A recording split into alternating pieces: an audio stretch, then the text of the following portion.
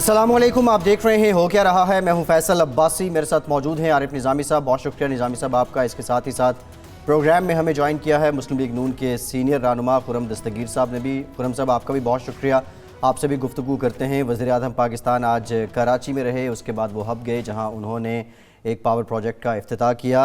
लेकिन हैरान कुन तौर पे जो सबसे बड़ा सवाल रहा वज़ीर आज़म के दौरे के दौरान, वज़ीर आला सिंध मुराद अली शाह ने उनका इस्तकबाल भी नहीं किया और उसके बाद उनकी मुलाकात भी नहीं हुई। अंदर की कहानी क्या है, ये मुलाकात क्यों ना हो सकी, वज़ीर आला सिंध वज़ीर आज़म को रिसीव करने क्यों नहीं गए, इससे मुतालिक भी बात करेंगे। इसके अलावा वज़ीर आज़म की अपनी जमात और उनके इत्तहादी हुकूमती इत्तहादियों के शिकवे क्या थे, वो शिकवों के अंबार क्या थे और उनके पीछे हक़ाइक़ क्या हैं, ये भी आपके सामने रखेंगे। इसके साथ साथ ताजिर भी एहतजाज कर रहे हैं, डॉक्टर्स भी सड़कों पर आ गए हैं, मुल्क में एक पैरेलल एहतजाज का दौरा भी है, इसकी वजह क्या है और हुकूमत इस एहतजाज को काबू क्यों नहीं कर पा रही। आज के प्रोग्राम में ये भी आपके साथ डिस्कस करेंगे। लेकिन सबसे अहम सवाल, क्या मौलाना फजलुर रहमान अपोजिशन को एक लड़ी में परोने में कामयाब हो गए हैं। निज़ामी साहब इसी से आगाज़ करते हैं, और अगर ये एक लड़ी है तो फिर अबहम क्यों है कि मुस्लिम लीग नून मार्च में ही जाएगी या धरना भी देगी। बिलावल भी कह रहे हैं कि अपोजिशन की ये अलायंस वक्ती नज़र आ रहा है या ये कोई पायदार है। नहीं, वक्ती तो नहीं है, लेकिन अगर आप ये एक्सपेक्ट करते हैं कि सारे पत्ते सामने रख देंगे अपने भी, मेरा ख्याल है कोई दानिस्ता तौर पे कोई अंडरस्टैंडिंग होने के बावजूद वो सिचुएशन देख के आगे चलेंगे। लेकिन इसका बेस्ट जज तो हम तो अंदाज़ा ही लगा सकते हैं। हमारे साथ खुर्रम दस्तगीर साहब हैं, उनसे पूछते हैं। खुर्रम साहब अस्सलाम वालेकुम। वालेकुम अस्सलाम, शुक्रिया निज़ामी साहब। खुर्रम साहब ये बताइए कि ये बिलावल साहब ने बड़ी ही एक बात कही है जो थोड़ी तशवीशनाक है, अपनी पार्टी के लोगों को उन्होंने कहा है, ये क्या, मुझे तो इसकी कोई बयान की कोई लॉजिक समझ नहीं आई। आपके नज़दीक क्या इसकी हो सकती है, ऐसा कोई ख़तरा है?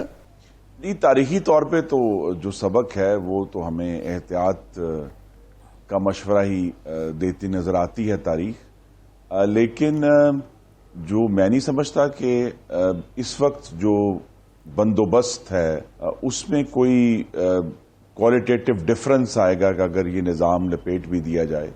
बिकॉज इस वक्त तो जो है वो एक बिल्कुल हुकूमत ऐसी है जिसने अपनी इकोनॉमिक पॉलिसी भी आउटसोर्स कर दी है, जिन्होंने अपनी सिक्योरिटी और फॉरेन पॉलिसी भी आउटसोर्स की हुई है। और सवाल ये कि वज़ीर आज़म जो हैं वो फलाही कुछ मंसूबों का ऐलान करते नज़र आते हैं, या उनके जो वज़राए आला हैं और जो बड़े साथी हैं वो मुर्गियाँ बांटते नज़र आते हैं। उसके अलावा कोई हुकूमत हमें जो है वाज़े तौर पर नज़र नहीं आ रही जो काम कर रही हो। इसलिए मैं नहीं समझता कि इसका कोई इस आज के हालात में कोई रियल एप्रीहेंशन है, लेकिन चूंकि हम सब डसे हुए हैं इन मामलात के, तो लिहाजा उसका इजहार भी करते हैं। लेकिन मौलाना का जो धरना है उसमें अब उसकी जो नेचर है वो आज़ादी मार्च की है, जिसमें मुस्लिम लीग नून भी इंशाल्लाह शिरकत करेगी। और इस रवां हफ्ते में जो अपोजिशन की मजीद मुशावरत होगी, तो मुझे यकीन है कि इंशाल्लाह 31 अक्टूबर या 1 नवंबर जब भी वो पहुंचेंगे तो उस वक्त तमाम अपोजिशन इकट्ठी होकर एक अजीमुशान इज्तिमा इस्लामाबाद में होगा, और आवाम की जो महंगाई और बेरोजगारी और भूख की जो चीखें हैं, जो मजदूर अब हर गुजरते दिन के साथ मुख्तलिफ सनती सेक्टर से लाखों की तादाद में बेरोजगार हो रहे हैं, और हमारे जो कश्मीरी भाई हैं उनकी तकलीफ में भी पाकिस्तान अभी तक किसी किस्म में कोई सफारती कामयाबी हासिल नहीं कर पाया। तो ये सारे ऐसे मामलात हैं जो इंशाअल्लाह हुकूमत के कानों तक हम पहुंचाएंगे। अच्छा, ये मौलाना अभी गुज़श्ता रोज़ लाहौर में थे, तो उन्होंने तकरीब में कहा कि जो मैं तासर ले सकूँ कि अभी ये वाज़ेह भी नहीं है कि ये धरना होगा या महज जलसा होगा। आपकी क्या इत्तला है, क्या प्लानिंग है कि कोई धरने की तैयारी कर रहे हैं या जलसे ही कर रहे हैं? और ये जो शहबाज शरीफ साहब ने फिर ट्रक की बत्ती के पीछे लगा दिया है कि जी आइंदे का लायन अमल तब बताया जाएगा, इससे क्या मुराद है? जी, आप निज़ामी साहब बहुत जहांदीदा मुशाहिदा करने वाले हैं पाकिस्तान की सियासत का। आपने बिल्कुल दुरुस्त कहा शुरू में कि तमाम कार्ड्स जो हैं वो टेबल पर रखे नहीं जा सकते।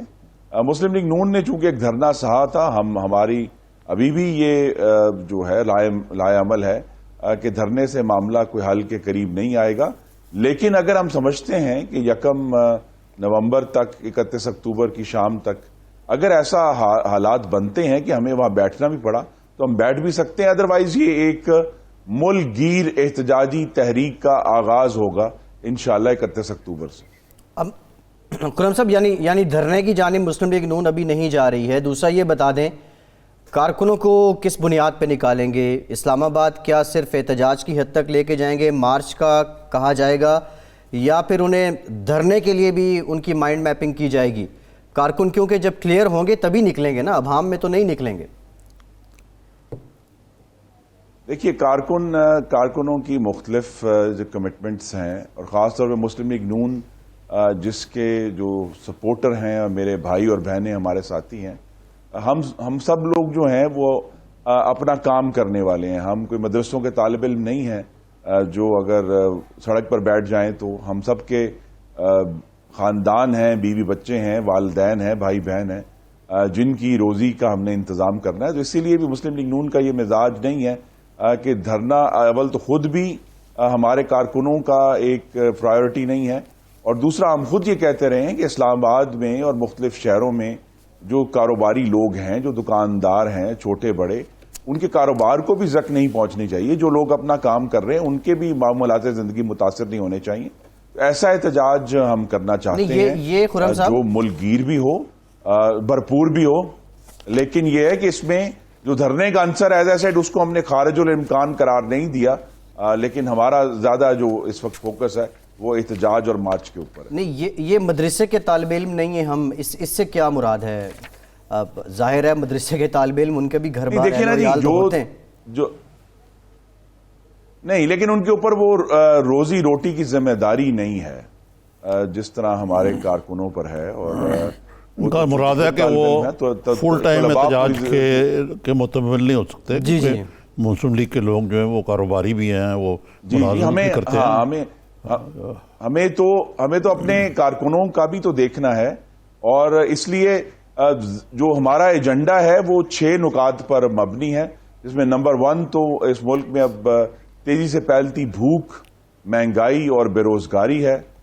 دوسرا ایجنڈا جو ہے وہ کشمیر کے اوپر جو اس حکومت کی مکمل سفارتی ناکامی ہے، اب 3 ماہ ہونے کو آ رہے ہیں۔ تیسرا جو ایجنڈا ہے وہ یہ ہے کہ جو لوکل سطح پر جو گورننس ہے، خاص طور پہ صوبہ پنجاب میں جہاں میں اور آپ ہم بات کر رہے ہیں، وہاں بالکل ہی ایک حاکمیت کا انہدام ہوا ہے۔ دیر از اے کلیپس آف گورننس، کہ کہیں بھی کوئی سروس ڈیلیوری نہیں ہو رہی، شہروں میں بھی گاؤں میں بھی، چاہے وہ ایگریکلچر ہو، ایگریکلچر ایکسٹینشن ہو، جو شہری سہولیات ہیں، صحت ہے، تعلیم ہے، امن و امان ہے، اس کا بھی کلیپس ہوا ہے۔ اس کے بعد جو اگلا ایجنڈا ہے وہ جو اب احتساب کے نام پر جو ایک سیاسی انتقام اس ملک میں جاری ہے، جس کی زد میں نواز شریف بھی ہیں، ان کی بیٹی بھی ہیں، ان کے 2 بھتیجے بھی ہیں، رانا ثناءاللہ بھی ہیں، شاہد حقان عباسی بھی ہیں، سعد رفیق ہیں، سلمان رفیق ہیں، اس کے بعد مفتاح اسماعیل ہیں، سینیٹر کامران مائیکل ہیں، ان کے خلاف بھی ہم نے جو ہے وہ کرنا ہے۔ چوتھا ایجنڈا ہے وہ بھی انتہائی اہم ہے کہ اس ملک میں آزادی اظہار پر اس حکومت نے ایک بڑا مذموم حملہ کیا ہے۔ ٹیلی ویژن کے اوپر بھی، اخباروں پر بھی، ہر لحاظ سے میڈیا کے اوپر جو آزادی اظہار کے اوپر قدغنیں لگائی گئی ہیں وہ بھی ہمارے ایجنڈے میں شامل ہے۔ اور آخری جو بات ہے وہ یہ ہے کہ اس بات کو نہیں بھولنا چاہیے کہ تمام تر ابھی تک جو پچھلے 14 مہینے میں ہوا ہے، یہ حکومت بہرحال ایک چوری شدہ مینڈیٹ کے نتیجے میں وجود میں آئی ہے، اور اس کی جو انلیجیٹمیسی ہے اس کو بہت زیادہ گمبھیر کر دیا ہے ان کی نالائکی اور نااہلی نے۔ خرم صاحب، یہ جو آپ نے بات کی نا کشمیر کی، یہ شیخ رشید احمد اور وزیر اطلاعات جو ہیں صوبہ خیبر پختونخوا کے شوکت یوسف زئی صاحب، انہوں نے تو الزام لگایا کہ مولانا کا دھرنا جو ہے وہ کشمیر کاز کو سیبوٹاج کرنے کے مترادف ہے، اور اس سے کشمیر کاز سے جو ہے نا وہ توجہ ہٹ کے وہ دھرنے کی طرف ہوگی پوری قوم کی۔ ایک تو ویسے ایک طرف سے شکست خوردگی والی بات ہے کہ وہ خود ہی مان رہے ہیں کہ قوم کی توجہ دھرنے کی طرف ہے، لیکن اس میں ایک سینسر موٹیو یہ بتایا جاتا ہے کہ مولانا کوئی کشمیر کاز سے کوئی کمیٹڈ بھی نہیں ہے، کیونکہ جو ان کی پارٹی کا جو منبع ہے محمود احمد مدنی، انہوں نے تو فتویٰ دے دیا ہوا ہے کہ جی کشمیر جو ہے وہ کوئی بھارت کا اٹوٹ انگ ہے۔ تو اس صورت میں ذرا آپ کو بھی احتیاط کرنی چاہیے. اگرچہ آپ یقیناً اس کے جواب میں یہ کہیں گے کہ جب عمران خان صاحب نے دھرنا دیا تھا تو اس وقت سی پیک کو سیبوٹاج کیا انہوں نے, اگر آپ یہ کہہ سکتے ہیں. چینی صدر کی آمد نہیں ہوئی, پارلیمنٹ پر چڑھائی ہوئی, ٹیلی ویژن پر چڑھائی ہوئی, تو اس وقت تو کوئی آپ کو کوئی آپ کی حکومت کو کوئی ریسپائٹ نہیں ملا. لیکن آج کے تناظر میں جب کہ آپ دیکھیں کہ تیل چھڑکا ہوا سڑکوں پہ, ایک لحاظ سے ڈاکٹرز, بزنس مین, تاجر سب سراپا احتجاج ہیں, عام آدمی جو ہے وہ تنگ آیا ہوا ہے. تو آپ نے جو بات کہی کہ یار یہ حکومت جو ہے کوئی ان کی جگہ کو اور آ جائے تو اس سے کوئی بہتر نہیں ہے, لیکن پھر بھی کچھ تو شہری آزادیاں ہیں نا آپ کو, مطلب ہے پھر بھی بالآخر کورٹ سے ہیں. تو اگر وہ ایسا سسٹم آیا جس کو بلاول صاحب نے اشارہ کیا خدا نہ خواستہ, تو پھر تو سب کچھ وائنڈ اپ ہو جائے گا. جی یہی تو جیسا میں نے کہا, پاکستان کی تاریخ بڑے تلخ سبق ہمیں سکھاتی ہے, لہذا اس کو خارج الامکان بھی نہیں کیا جا سکتا. اور یہی وجہ ہے کہ مسلم لیگ نون کا فوکس جو ہے وہ احتجاج کے اوپر ہے کہ ہم بڑے محتاط طریقے سے عوام کی چیخیں ان حکمرانوں تک پہنچانا چاہتے ہیں. دوسرا نظامی صاحب, میری استدعا ہوگی کہ اس پہ بلکہ ایک علیحدہ پروگرام کریں کہ 5 اگست کے بعد یوں ہم محسوس ہوا ہے اس حکومت کی تمام جو سفارتی کوشش تھی اس کا اینڈ آل اور نقطہ اختتام وہ 27 ستمبر کی تقریر تھی جو وزیر اعظم نے یو این جنرل اسمبلی میں کی. مجھے آپ بتائیے, میں نہیں جان سکا کہ 27 ستمبر سے لے کر اب تک وزیر اعظم اور وزیر خارجہ کتنی انہوں نے ایفرٹ کی ہے کہ کشمیر کا ایشو جو ہے وہ اب یو این سیکیورٹی کاؤنسل میں پہلے تو انفارمل کنسلٹیشن ہوئی تھی, باقاعدہ طور پر ریز کیا جائے. کتنی ایفرٹ کی ہے کہ اس کو U N human rights council میں باقاعدہ نہ صرف ڈیبیٹ کیا جائے بلکہ ریزولوشن کے طور پہ لیا جائے. کتنی ایفرٹ انہوں نے کی ہے کہ آرگنائزیشن آف اسلامک کانفرنس جو ہے وہ بھی اس کے اوپر ایک باقاعدہ جامع طور پر ہندوستان کی جو یہ بڑی ننگی جارحیت ہے اس کی مذمت کرے. 27 ستمبر کے بعد سفارتی سانپ سونگ گیا ہے اس حکومت کو, اور وزیر خارجہ جو ہیں وہ ملتان سے بیٹھ کے اپنے بھاشن جاری کر رہے ہیں, وزیر اعظم اسلام آباد میں بیٹھ کر بھاشن جاری کر رہے ہیں, اور جو اصل سفارتکاری کرنے والی تھی مختلف دنیا کے بین الاقوامی فورمز میں وہ تو صفر ہو گئی ہے 27 ستمبر کے بعد. تو یہ بھی ایشو انتہائی سنجیدہ ہے کہ جب کشمیریوں کے اوپر آج بھی ابھی تک کرفیو لگا ہوا ہے, وہ تمام ایشوز جو 27 ستمبر کو موجود تھے وہ آج بھی موجود ہیں, لیکن حکومت جو ہے اس کو سانپ سونگ گیا ہے. جو وزارت خارجہ ہے اس کا کوئی تعلق نہیں ہے کہ دھرنوں میں کیا ہو رہا ہے, انہوں نے ضرور جواب دینے ہوں گے, لیکن یہاں جو ہے ایک جمود ہے. اور وہ جو پہلی شروع میں ہی ہم دیکھ رہے تھے کہ ایک فکری دیوالیہ پن ہے انٹرنیشنل ڈپلومیسی کے حوالے سے, وہ آج تک جاری ہے. خرم صاحب دیکھیں نا, پرائم منسٹر تو بڑے مصروف رہے ہیں, وہ کشمیر کاز کو حل کرنے کے بعد جیسے آپ نے کہا 27 ستمبر کو اس کے بعد وہ ایران اور سعودی عرب کی صلح کرانے میں مصروف رہے ہیں, اور پھر ان کو بیچ میں کوئی بزنس مینوں کا معاملہ بھی حل کرنا تھا. تو ان کی جو لگتا ہے کہ جو فوکس ہے وہ بدلتا رہتا ہے. یقیناً اس حد تک تو بات ٹھیک ہے, لیکن اس وقت یہ بات تو ہے نا کہ بڑے سنگین صورتحال ہے لائن آف کنٹرول پہ. بھارت جو ہے وہ جارحیت کا ارتکاب کر رہا ہے, وہ کافی لوگ شہید بھی ہوئے ہیں. لیکن شیخ رشید صاحب جو ہیں انہوں نے ایک تو یہاں جو ہر وزیر ہے وہ جس کو کرنا چاہیے وہ شاہ محمود قریشی جیسے آپ نے کہا, وہ ان کو یہی غم میں کھائی جا رہا ہے کہ میں وزیر اعلیٰ پنجاب کا کیوں نہیں بنا, اور دوسرا یہ ایمبیشن کہ -1 فارمولے میں پرائم منسٹر بن جاؤں. تو وہ ملکی سیاست پر توجہ دے رہے ہیں. شیخ رشید احمد صاحب کہتے ہیں آج کہ جناب اگلی جنگ ہوگی تو ایٹمی جنگ ہوگی, یعنی وہ ایٹم بم کا اس طرح ذکر کرتے ہیں جس طرح یہ کوئی کھلونا چلا دیں گے.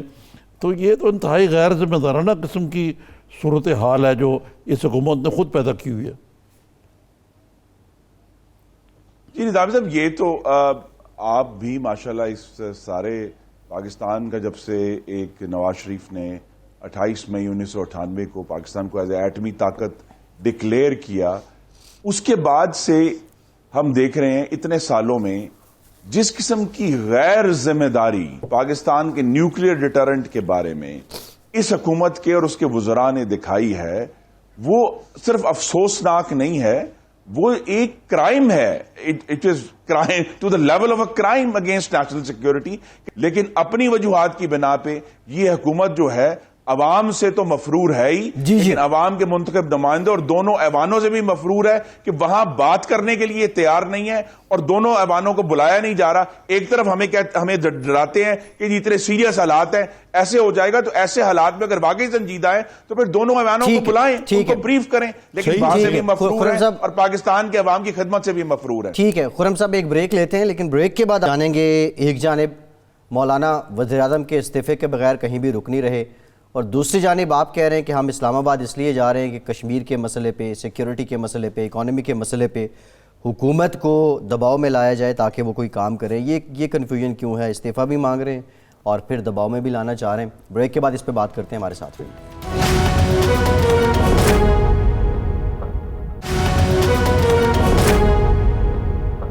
آپ مارچ کے ذریعے حکومت گرانا بھی چاہ رہے ہیں, پھر دوسری جانب آپ یہ بھی کہہ رہے ہیں کہ کشمیر کا جو مسئلہ ہے آپ کی نظر میں وہ اس طرح ہائی لائٹ نہیں ہو رہا, اس کے لیے ویسے کام نہیں ہو رہا جس طرح ہونا چاہیے, اور آپ حکومت سے مطالبہ بھی کر رہے ہیں. ایک جانب حکومت گرانا, دوسری جانب مطالبہ کرنا, یہ کنفیوژن, اس کنفیوژن کا حل کیا ہے؟ کوئی اپوزیشن کا one line agenda crystal clear سامنے نہیں آ رہا. اس کا حل میں پھر دہرا دوں, صاف شفاف اور مداخلت سے پاک انتخابات ہیں, اور کوئی حل نہیں ہے. یہ حل آج بھی ویلڈ ہے, یہ حل 2 ماہ بعد بھی ویلڈ ہوگا, کیونکہ جمہوری معاملات میں جب ایک جمود آ جاتا ہے, آپ حکومت گرانا چاہ رہے ہیں, وہ کشمیر کے لیے سفارتی کو, جی ہم یہ چاہتے ہیں کہ وزیر اعظم جو ہیں وہ اس نقطے تک پہنچیں کہ اس ملک کو ایک نئے انتخابات کی ضرورت ہے, کیونکہ ملک آگے جانے کی بجائے تیزی سے پیچھے جا رہا ہے. اس کی معیشت نیچے گر رہی ہے, مہنگائی بڑھ رہی ہے, جی ڈی پی گروتھ گر رہی ہے, اور ہر گزرتے دن کے ساتھ جس طرح لاکھوں مزدور بے روزگار ہو رہے ہیں, اور ہمارے جو کسان ہیں وہ بڑھتی کھاد کی قیمتوں سے, بجلی کی قیمتوں سے, دوائیوں کی قیمتوں سے, جن میں 200 گنا 400 گنا اضافہ ہو چکا ہے. جب کسان, مزدور, صنعت کار, تاجر, کاروباری سب پریشان ہیں, تو پھر اس معاملے اور ہمیں ایک نظر بھی نہیں آ رہا. ہم نے دیکھ لیا ہے, اور نظامی صاحب بھی جانتے ہوں گے کہ آئی ایم ایف اور ورلڈ بینک کی جو رپورٹس جو پچھلے ہفتے آئی ہیں, انہوں نے کہا ہے کہ یہ معاشی جو ریسیشن ہے یہ اگلے 2 سال تو کہیں نہیں جا رہا. ان 2 سالوں میں جو ملک کی تباہی ہونے جا رہی ہے معاشی لحاظ سے, وہ ملک کو خارجہ طور سے بھی کمزور کرے گی. تو اس کا بہتر اور جمہوری حل, آئینی حل یہی ہے کہ ملک میں نئے انتخابات ہوں. تو خرم دستگیر صاحب, یہ ہمٹی ڈمٹی اگر گر چکا ہے تو پھر یہ باقی تمام کی ضرورت کیا ہے؟ اب تو ٹوٹ چکا ہے, وہ دیوار سے گر چکا ہوا ہے. جی نہیں, جن جو ہے ایلوژنز کی بنیاد پہ, خوش فہمیوں اور غلط فہمیوں کی بنیاد پہ, جس جھوٹے وعدوں کی بنیاد پہ یہ ہمٹی ڈمٹی بٹھایا گیا تھا, وہ تو ٹوٹ گیا نا جی. ایک جو بڑا وعدہ تھا کہ ان کے آتے ہی خدا جانے جو ہمارے اوورسیز پاکستانی بھائی اور بہنیں ہیں وہ کتنے $100 ارب بھیج دیں گے تو ملک ٹھیک ہو جائے گا, وہ بھی نہیں ہوا. جب انہوں نے جنوری میں پاکستان بناؤ بانڈز لانچ کیے, آج تک جو ہے وہ چند ملین کے علاوہ ان کی کوئی سیل نہیں ہوئی. دوسرا جو انہوں نے ہمیں ایک چورن بیچا تھا وہ یہ تھا کہ جی پتہ نہیں کتنی میسو کرپشن ہو رہی ہے, $10 ارب کی کرپشن ہو رہی ہے, وہ ہم روکیں گے. تو اگر انہوں نے روکی ہے تو اس کا پاکستان کو کیا ایڈوانٹیج ہوا ہے؟ پاکستان تو معاشی لحاظ سے ہر روز کمزور ہوتا جا رہا ہے. یہ تو وہ اتنا ٹیکس بھی اکٹھا نہیں کر پائے جتنا جو ہے وہ ہماری حکومت نے اکٹھا کیا تھا. اور آج کا نتیجہ یہ ہے کہ ان کا یہ خیال ہے کہ یہ خندقیں کھود کر اس احتجاج کو روک لیں گے. یہ جن خندقیں کھودنے کا اعلان کیا ہے یہ ان کی سیاسی قبر ثابت ہوگی. اچھا دستگیر صاحب, لیکن لگتا یہ ہے کہ اگر میں غلط نہیں سمجھا تو ناؤ اٹ از اسلام آباد مارچ یا آزادی مارچ, وہاں پہ جلسہ اور اللہ خیر صلی اللہ. جی دیکھیے, وہاں جس طرح میں نے کہا کہ یہ اس تک پہنچنے کے لیے اسلام آباد میں ایک طویل رستہ طے ہونا ہے. سندھ کے ذریعے بھی اور پنجاب کے اندر بھی کے پی سے بھی قافلے جے یو آئی کے بھی آئیں گے, مسلم لیگ نون کے بھی آئیں گے.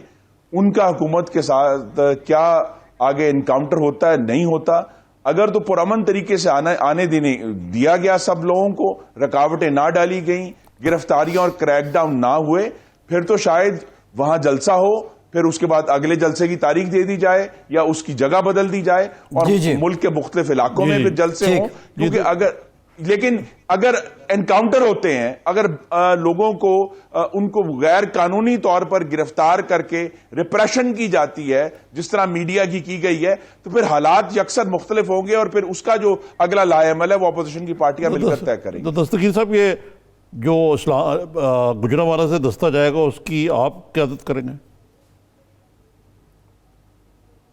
جی انشاءاللہ, اللہ نے چاہا تو اس کی کریں گے, لیکن ہمیں چونکہ بڑے تلخ تجربات ہو چکے ہیں.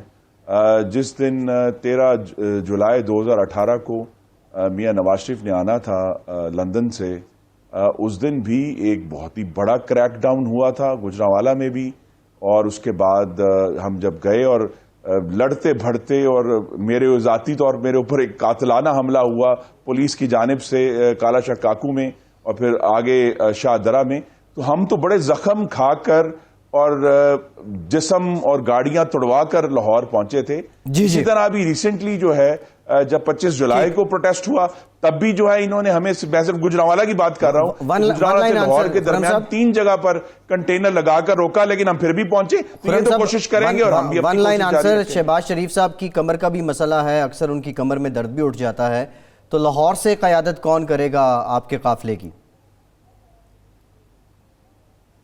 جی لاہور سے قیادت کا میں نہیں کہہ سکتا, لیکن انشاءاللہ اسلام آباد میں جب جلسہ ہوگا 31 اکتوبر کو, شہباز شریف اس دن مسلم لیگ نون کی بھرپور نمائندگی کریں گے. ٹھیک, بہت شکریہ خرم دستگیر صاحب, آپ کے وقت کا بہت شکریہ. نظامی صاحب کہ شہباز شریف صاحب کی پتلی کمریا میں پھر درد اٹھنے والا ہے. کسی کی بیماری کا مذاق نہیں اڑانا چاہیے. ویسے میں بیماری کا مذاق نہیں اڑا رہا, لیکن ان کی کمر کا پاکستان کی سیاست سے بڑا گہرا تعلق ہے.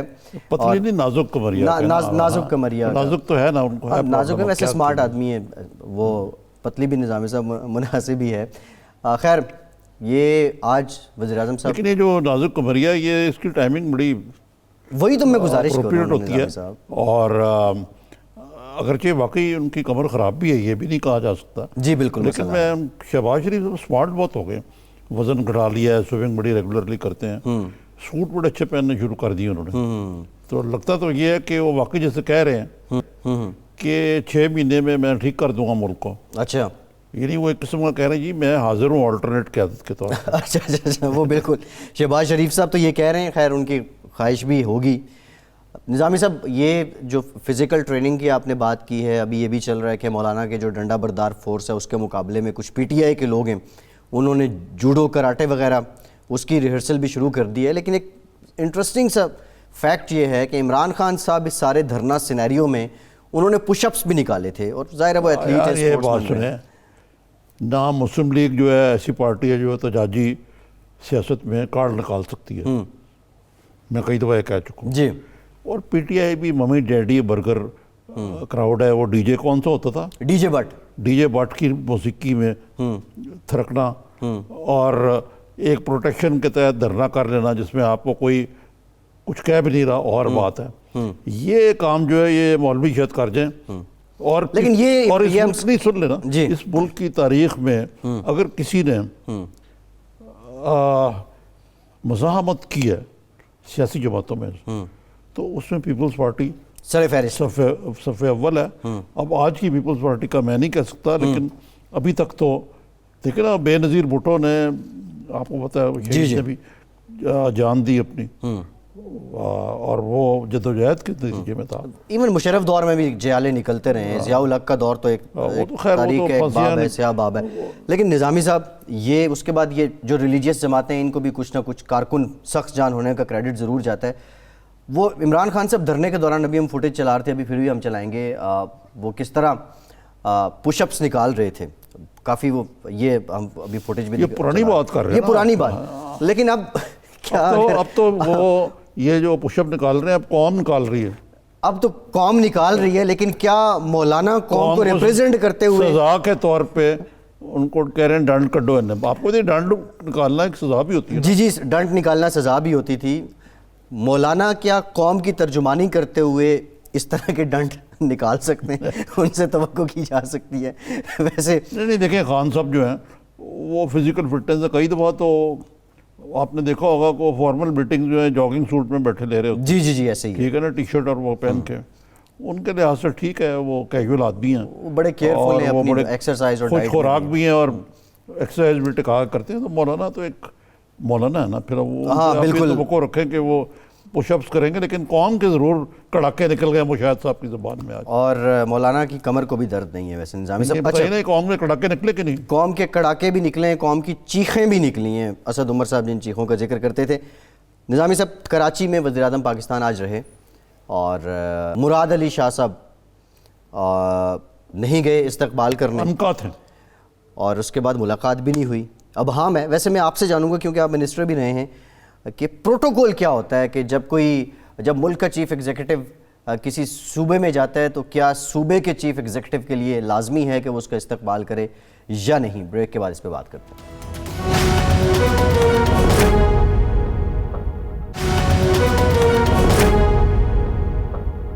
بریک کے بعد ایک بار پھر سے آپ کو خوش آمدید کہیں گے. نظامی صاحب وزیر اعظم پاکستان کراچی گئے, اس کے بعد ہب گئے جہاں انہوں نے ایک پاور پروجیکٹ کا افتتاح بھی کیا, لیکن کراچی میں خاصے وہ مصروفیت رہی ان کی.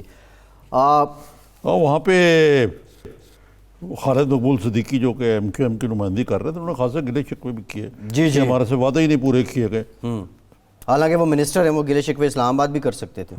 اور کتنی سیٹیں پی ٹی آئی کی وہاں سے؟ 14 ہیں. 14 2 وزیر ہیں وہاں, وہ کس برس کی کراچی سے گورنر ان کا ہے. وہ تو یہ کہہ رہے ہیں نظامی صاحب جو ان کے اتحادی ہیں, اور ایون پی ٹی آئی کے لوگ وہ کہہ رہے ہیں سندھ حکومت کو تو چھوڑیے, اپنے وزیر ہمیں ٹائم نہیں دیتے, اپنے وزیروں سے ملنا بڑا مشکل ہو گیا ہے. یہ تو سیاسی کلچر خیر پی ٹی آئی کے ان سائڈ جو اس وقت جو لوگ وزیر ہیں وہ نظامی صاحب اپنے ایک عجیب سے سلسلے میں ہیں, عجیب سا ایک وزارت کا نشہ ہے, اور جو وزیر نہیں ہیں وہ عجیب سے رنج میں ہیں, عجیب سے تکلیف میں ہیں. پی ٹی آئی کا ایک مسئلہ یہ بھی ہے, لیکن اس سے بڑھ کے یہ جو وزیر اعلیٰ سے ملاقات نہیں ہو سکی اور وزیر اعلیٰ نے ریسیو بھی نہیں کیا, ویسے اس کے لیے پروٹوکول کیا ہے, طریقہ کار کیا ہے؟ دیکھیں یہ بات یہ ہے کہ مجھے یاد ہے اچھی طرح جو نواز شریف وزیر اعلیٰ پنجاب تھے اور محترمہ بے نظیر بھٹو وزیر اعظم تھی, تو میاں نواز شریف غائب ہو جاتے تھے, لاہور سے باہر چلے گئے یا گئے نہیں, بے نظیر بھٹو کو ریسیو نہیں کیا کئی دفعہ, جو اس کو انتہائی معیوب اور بدتمیزی سمجھا جاتا تھا. تو اس لحاظ سے دیکھا جائے کہ صوبے کی جو کنجی ہے وہ گورننس کی, وہ تو وزیر اعلیٰ کے پاس ہے, تو آنا چاہیے. میرا خیال ہے کہ اگر وہ, اور ان کو باقاعدہ جیسے کہا گیا آج کہ کوئی دعوت نامے کی ضرورت نہیں ہے یہ. جی ہاں یہ البتہ ضرور ہے کہ اس وقت ایسے لگتا ہے ان کو کہ یہ ایک مخاصمت کا رویہ ہے نا دونوں جماعتوں کے درمیان.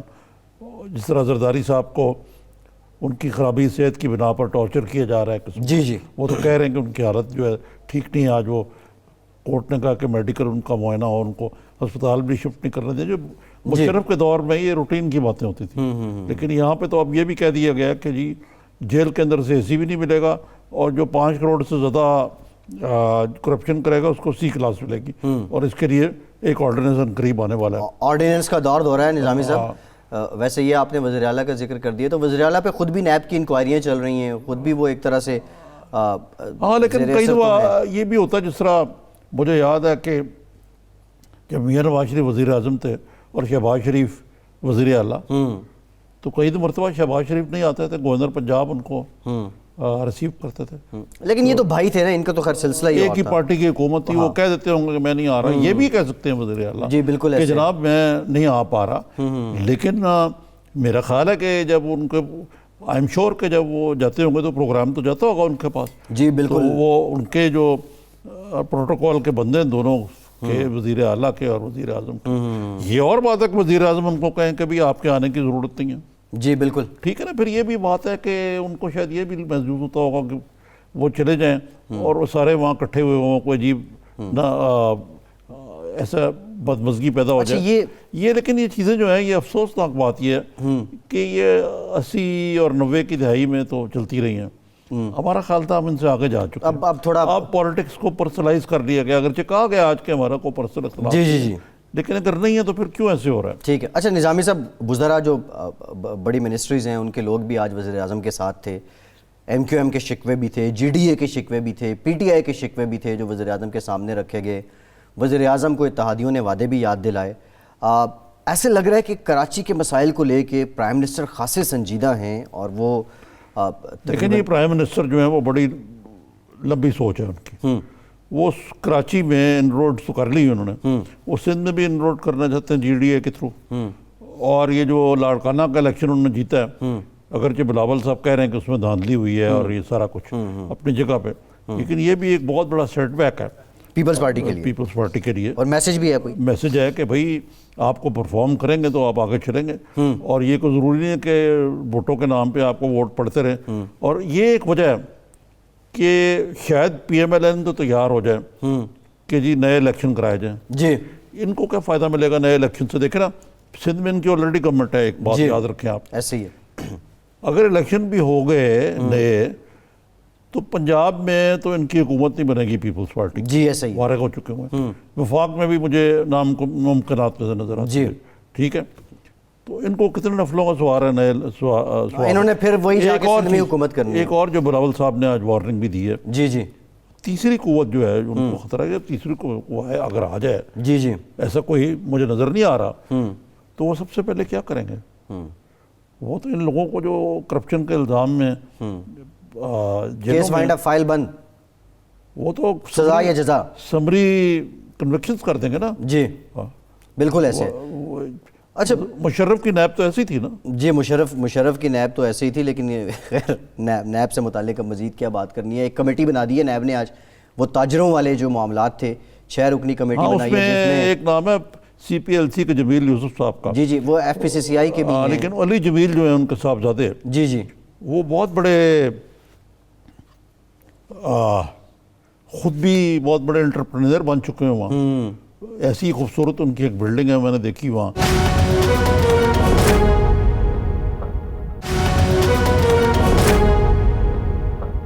پی ایم ڈی سی کو تحلیل کر دیا گیا ہے اور پاکستان میڈیکل کمیشن نظامی صاحب اس کے ایک راہ ہموار کی گئی ہے ادارہ بنانے کے لیے 9 رکنی بورڈ. یار یہ بڑی پرابلم ہوئی ہے, فیصل آباد میں زراپا احتجاج ہے.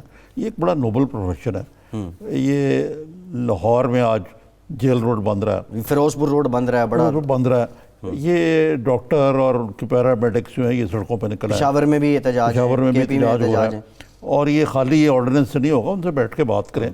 اب یہ ایک مسئلہ یہ بھی ہے کہ ڈاکٹر جو ہیں پرائیویٹ پریکٹس جو ہے انہوں نے جس طرح شوکت خانہ میں اسپتال میں کریں, ادھر ادھر نہ جا کے کریں. اب ڈاکٹروں کا تو یہ بہت بڑا وہ ہے, ذریعہ آمدن ہے.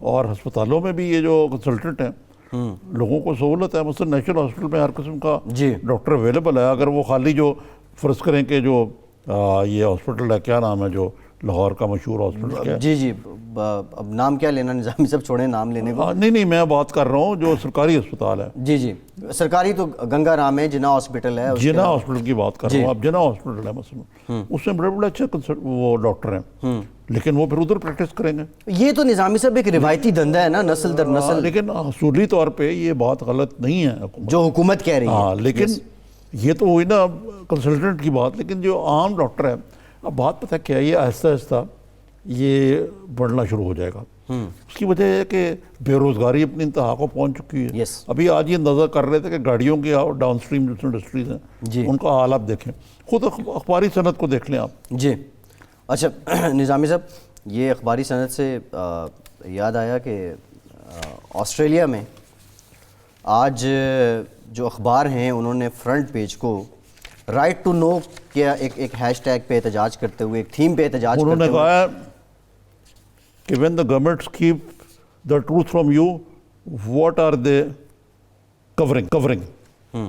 یعنی وہ اگر آپ سے سچ چھپا رہے ہیں تو وہ کیا چھپا رہے ہیں آپ, کیا کور اپ کرنے کی کوشش کر رہے ہیں. اور وہ یہ جو سارے آسٹریلیا کے اخبار ہیں یہ پاکستان کی نہیں بات کر رہے ہیں. جی جی جی, خدا نہ کرے کہ پاکستان میں بھی ہمیں یہ کرنا پڑے اگر یہ انہوں نے کوشش کی. اور لیکن وہاں تو آپ بطور ایک اخبار کے ایک ٹیلی ویژن اسٹیشن پہ چھاپا مارا انہوں نے, جی ایک جرنلسٹ کے گھر پہ چھاپا مارا, کرمنل چارجز لگائے. پھر انہوں نے پارلیمنٹ میں ایک سیکورٹی کے نام پہ وہ کیا, کیا کہتے ہیں اس کو, کلیمپ ڈاؤن. جی جی ہیں جی, پھر سیکریسی ایکٹ میں ترمیم کر دی. جی تو بات یہ ہے کہ یہ بڑے مغربی اور معاشرے ہیں جہاں بڑا مہذب احتجاج ہوتا ہے. جی جی. اور اگر وہ چیخ اٹھے ہیں تو, اور یہ بڑا پرامن مجھے بڑا پسند آیا ویسے بڑا زبردست اور بڑا یونیک تھا طریقہ. اور یہ کہ یہ وہ جو ہوتا ہے نا جو سرکاری ڈاکومنٹ ہوتی ہے ان میں کالے مارکر سے آپ لگا دیتے ہیں. جی جی. ریڈیکٹنگ کہتے ہیں اس کو. یہ جو چیز ہے یہ مجھے, میں سی پی این ای کے پریزیڈنٹ پہ آپ کو کہوں گا, میرے دوست ہیں حمید ارون اے پی این ایس کے پریزیڈنٹ. جی جی. اگر یہاں پہ اس قسم کی بات کی تھی تو ہمیں یہ کرنا پڑے گا یہاں پہ. ایسا احتجاج پاکستان میں بھی ہو سکتا ہے. آزادی اظہار رائے پہ مزید قدغنیں لگیں تو یہ احتجاج ہو سکتا ہے. لیکن یہ بھی تو ہو سکتا ہے نا, ہماری جو محترمہ فردوس شیخوان کہیں دے دو دیکھو وہ تو آسٹریلیا جو ملک کو چورے ایسے کیوں نہ کریے, بناؤ جی قانون کیا ہے وہ اسپیشل ٹریبیونل, وہ میڈیا ٹریبیونل. آپ یہ اندازہ کریں کہ بجائے کہ سیاسی حکومت کہتی کہ ہم یہ نہیں کر رہے, اس چیز کی خبر بھی ہمیں کہیں ایسے ذریعے سے پہنچی جو ادھر سے نہیں پہنچنی چاہیے تھی. جی جی. وہ پھر پی ایم آر اے بھی تو تھا نا, کوئی ایک غم ہو نظامی صاحب تو خیر اس کی بات کریں. شیخ رشید صاحب, غموں سے یاد آیا, انہوں نے ایک نیا طریقہ دیا تھا قرآن اندازی کے ذریعے نوکریاں ریلوے میں بانٹنے کی. آج ہائی کورٹ کی جانب سے وہ ان کا جو آن ہولڈ کر دیا گیا ہے سارا. 845 لوگ تھے. یہ میرا لاہور ہائی کورٹ نے ختم کر دیا. جی جی جی. میرا اور شیخ صاحب کا شہر ہے پنڈی. یہ وہاں کے لوگوں کو قرآن اندازی بہت زیادہ اپنے بیٹے, اپنے بھتیجے اور اپنا حلقہ 40% نوکریاں تو وہاں تھیں. جی جی. اب مجھے بتائیں یہ کوئی طریقہ ہے کہ بجائے امتحان ہو کچھ ہو, آپ نے پہلے قرآن اندازی کی کہ 3 کروڑ بندوں کی. میں نے شیخ رشید صاحب نے کہا ہے کہ یہ بالکل غلط ہے, لیکن کاش وہ کہتے ہیں کہ اگر یہ ثابت ہو جائے الزام تو میں ریزائن کر دوں گا. یہ نہیں کہا انہوں نے. نہیں, یہ کون سی گدڑ سنگی تھی یا کون سی مشین تھی جس کے تحت آپ قرآن اندازی کر رہے ہیں, اور آپ کے اپنے ہی حلقے. اور وہ کہتے ہیں کہ میرے حلقے کے لوگ نہیں ہیں کیونکہ میرے حلقے میں تو ریلوے ملازمین ہے ہی نہیں.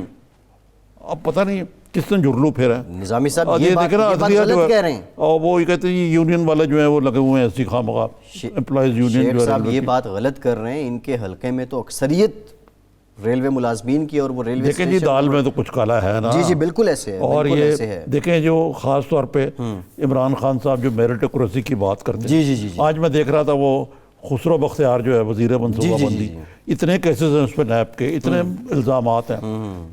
لیونگ بیانڈ یور میننگ 300 کہتے ہیں اس نے سفر کیے ہیں. جی. اچانک راتوں رات وہ کئی شکر مل کا مالک بن گیا. جی جی. اس کو کوئی نہیں چھیڑتا.